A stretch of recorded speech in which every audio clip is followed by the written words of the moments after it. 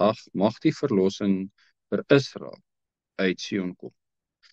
As Jahwe die lot van sy volk verander, dan sal Jakob juig, Israel sal bly wees. Dit is die evangelie. Maar dis die evangelie wat vandag in geen kerk inpas nie. Dis koning Dawid.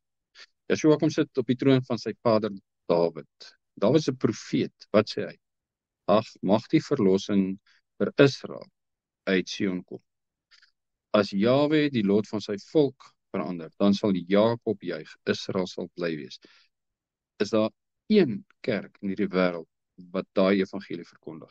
Dit is Dawid se totale verwagting. Koning Dawid, sy hele lewe se verwagting is vers 7.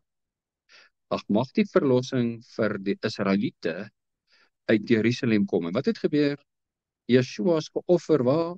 In Jerusalem. As Jahwe die lot van sy volk verander, dan sal Jakob juig, Israel sal bly wees. So mooi. En dit is wat maak dat ek as 'n leraar met vrymoedigheid hierdie evangelie verkondig, want Dawid het dit verkondig. En Dawid was geïnspireer deur die Heilige Gees. Ons lees dit in Psalms. Dis die woord van God. Waaroor gaan alles in hierdie wêreld? Ag, mag die verlossing vir Israel uit Sion kom. As Jahwe die lot van sy volk verander, dan Jakob juig, Israel sal bly wees. Dis die eerste en die tweede koms, alles saam in een vers ter wille van Jakob. Wat verkondig die kerk? Nie dit nie. Wat gaan ons in Deuteronomium sien? Ag, mag die verlossing vir Israel uit Sion kom.